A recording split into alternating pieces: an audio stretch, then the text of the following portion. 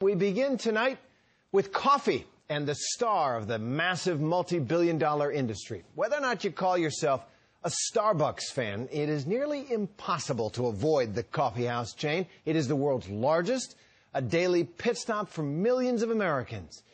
But Starbucks is not without competition, and their foes are eager to see them fail. And that may have happened if it wasn't for the man you are about to meet, who returned to his roots to rescue the brand he built. It wasn't long ago that Starbucks was reeling. For the first time ever, Starbucks is reporting a decline in customers visiting its stores. Starbucks announced that it is shutting down hundreds of coffee shops across the country. As the recession squeezed American incomes, $4 lattes seemed like a crazy indulgence to a lot of people, and mighty Starbucks, 16,000 stores around the world, was facing a reckoning. But there was more, something deeper than economics. You have a company's performance that has not met your expectations, nor mine. There were just too many Starbucks. It got ridiculous.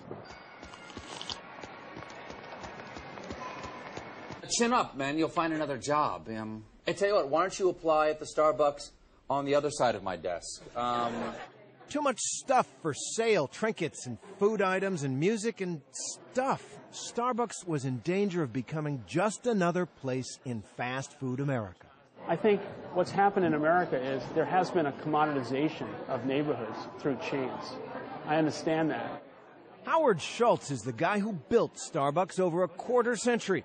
2 years ago, as things looked grim and Schultz had returned to day-to-day control after stepping away for a few years, we talked with him in Seattle. He knew what was coming.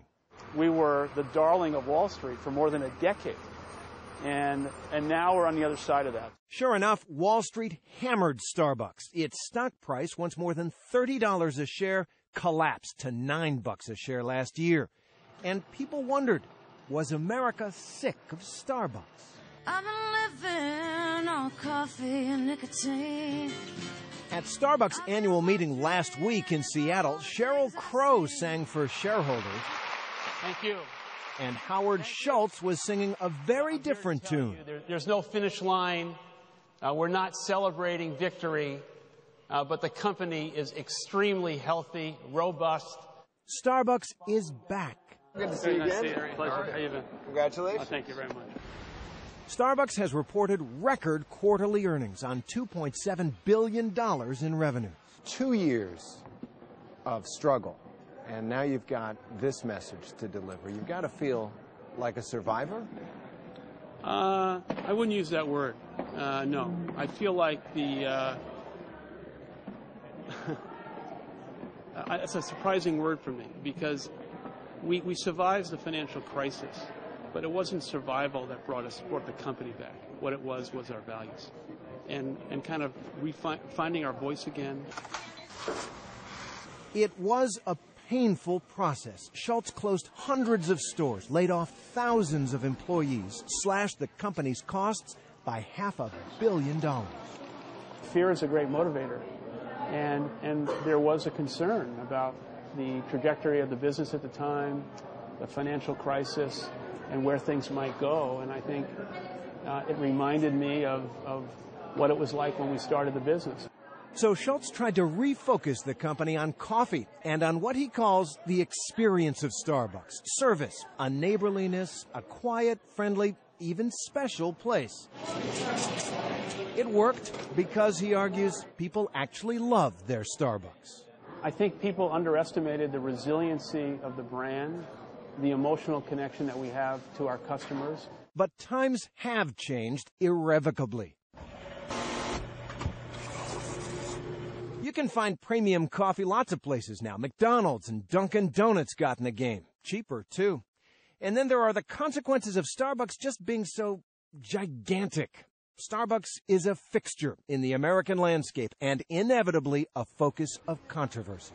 Starbucks is now the latest battleground in the gun control debate. Gun control activists want the company to prohibit customers from carrying guns into the stores. It's really become a symbolic battle for the soul of Starbucks, and it makes Schultz uncomfortable. In the last few weeks, we woke up one day and all of a sudden Starbucks was in the middle of this political crossfire between the people who want to bring a gun into Starbucks and the people who want to prevent it. It's a very difficult, fragile situation. We're trying to abide by the law. The law in most states allows people to carry guns in public with certain restrictions. But is that really Starbucks? In Howard Schultz's original vision of Starbucks, though, could you see people around with guns? No, certainly not. But I'm not a politician. I run a coffee company, and we're trying to abide by the laws in which we do business. A core part of Starbucks' identity is healthcare. For 20 years, Starbucks employees have gotten comprehensive health insurance from the company, even if they only worked part-time. It was a signature policy, but in time became the company's biggest U.S. expense, more than coffee itself, $300 million a year. And in the recession, Wall Street told Schultz to cut it. People said to you, Yeah. get out of this health care. Yeah, this is people said to me inside and outside the company, you have license to do this. You'll never have an opportunity like this again. And no one will criticize you. Everyone will understand. And this cut at the cloth of everything we've stood for 39 years. I wouldn't do it. So Schultz has, it seems, steered Starbucks out of the troubled waters of the recession. But what lies ahead? May I have your iced tall chai tea latte? Do you think the Starbucks moment is over? Yeah, I think the moment when it was at the very center of not the American economy, but kind of the American consciousness, and where it sort of like a star had a luster that it threw off, I think that moment's over. Brian Simon is sort of a Starbucks expert, a professor of American Studies at Temple University and author of Everything But the Coffee, Learning About America from Starbucks. We talked at Cafe Grumpy in New York City, one of those local coffee shops springing up that seek to be the anti-Starbucks. Can Starbucks go back again and recapture that cachet that you think they've lost?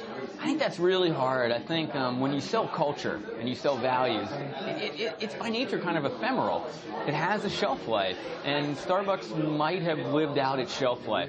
Howard Schultz disagrees, of course, but he gets that something's changed about Starbucks. The truth is that we used to arrive in a city and there'd be a lot of fanfare, almost recognition in terms of a city or neighborhood's validity.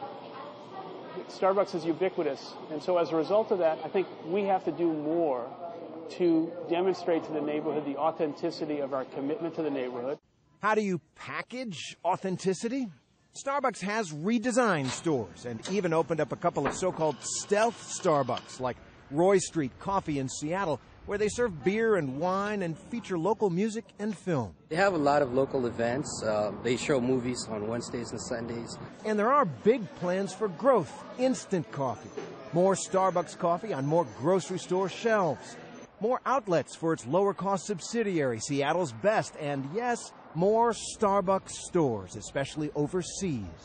You built the company twice now. No one said it exactly like that, but I appreciate that. And I feel very gratified. When we finished, the hard-driving, highly caffeinated Schultz got himself another coffee. To go. To go. Thank you. Thank you all.